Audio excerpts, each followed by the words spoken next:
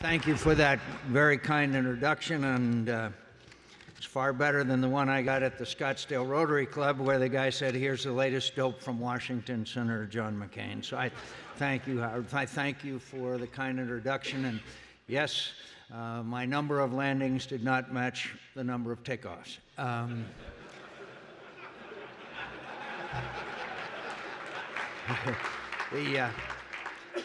thanks a lot.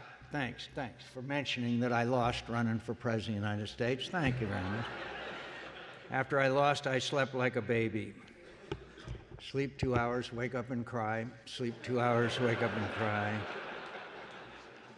And I'd like to ask your sympathy for the families of Arizona. Barry Goldwater from Arizona ran for President of the United States.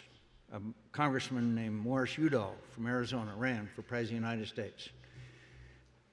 Our former governor, Bruce Babbitt from Arizona, ran for President of the United States. I, from Arizona, ran for President of the United States. Arizona may be the only state in America where mothers don't tell their children someday they can grow up and be President of the United States. So I ask your sympathy.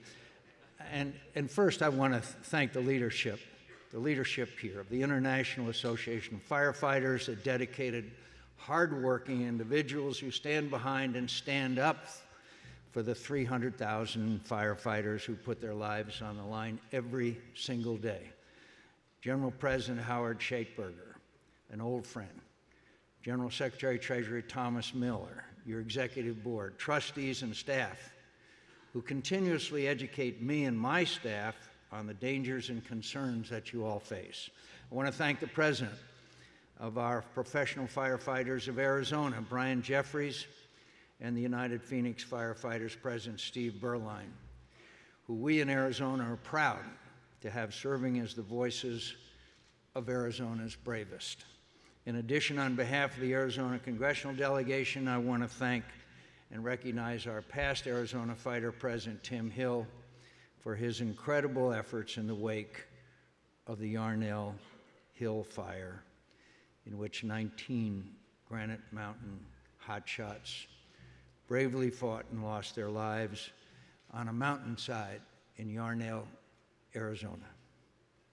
I offer my sincere gratitude to all of you for your willingness to serve your communities. Thank you for putting the interests of your neighbors before your own. Thank you for your willingness to risk your own safety to protect the rest of us. Thank you for joining a cause larger than yourselves. It's not an easy life you've chosen. It's dangerous and hard, and certainly not lavishly compensated. You have the respect and gratitude of the communities you serve, but even that is not always as generous and thoughtful as it should be. It's likely you've experienced days that are hard to bear. We who depend on you trust in your preparation and in your courage and character. We trust that you're ready for the challenges and strong enough to shoulder the burdens. Thank you for your sacrifices and the dangers you have faced and will continue to face to keep people whose names you might never know safe from harm. Let me also assure you, too, that yours is a deeply rewarding life. I've never been a firefighter, but I've held a public trust in one capacity or another almost all my life. Many long years ago, I worked in a profession that was a little riskier and less self-interested than politics. As you now well know, by serving others, you've developed a happiness that's deeper and more lasting than the fleeting gratifications that's found in other professions. It's the happiness that comes from putting others before ourselves. Nothing, my friends, is more satisfying, more liberating, and more enlightening than to fight for a cause greater than self-interest, something that encompasses us but is not defined by our existence alone. In America, our rights come before our duties as they should. We're a free people. We're free to care for our communities, for our country, or not. But I think people who cherish their liberty and refuse any personal responsibility for the society that guarantees it are living kind of a half-life. The richest man or woman possesses nothing of lasting values if their lives have no greater object than themselves. Wealth or celebrity gained and kept for private interest are small things. They make us comfortable and maybe purchase a temporary regard for our lives, but not the self-interest that in the end matters most. But sacrifice for a cause greater than self-interest, and you invest your life with the importance of that cause. That's the course you have embarked on, and I commend and congratulate you. As you meet your public responsibilities, those of us charged with supplying first responders with the resources and capabilities you need to protect us ought to meet our responsibilities to you. We need to keep our priorities straight in Washington. You're in the business of saving lives, and you're expected to bear that responsibility bravely. We're supposed to share your responsibility, if not your bravery.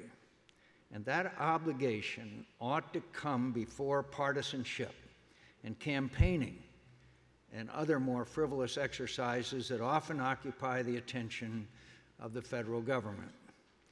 I'm a co-chairman and one of the last remaining founding members of the Bipartisan Congressional Fire Caucus, which advocates for the legislative interest of first responders. I authored legislation that improved firefighting technologies and training and provided fundings for the National Fire Academy. I helped make sure important grant programs for firefighters are funded. Members of the Arizona congressional delegation have worked hard to get the Forest Service to fully fund wildfire suppression efforts and to aggressively thin our forests. And I've worked to get the Department of Defense to transfer surplus military equipment to first responders fighting fires, floods, and other natural disasters. In the wake of 9/11, I fought for more than a decade to make sure first responders had the public spectrum necessary to establish an interoperable emergency communications network so that brave men and women called on to battle natural and man-made disasters aren't left deaf and blind on the battlefield because commercial enterprises wanted to use that spectrum to increase their profits. I understand my responsibilities to you, and I intend to meet them so that you can meet your responsibilities to your communities. We owe you that. When I go to work, the worst thing I might face is Washington traffic. Every day, you're on the job, you might be called on to put your life in jeopardy. Some days, you'll have to brave that risk more than once. You've been trained to keep yourself as safe as possible when you're fighting fires, but you're going to face dangers few of us will ever experience. I admire your courage. You're an example to the rest of us and inspire many others to serve a cause greater than self-interest, to live bravely, purposefully, and selflessly. Again, thank you for your invitation today. May God bless you as He has blessed us with your service. Thank you.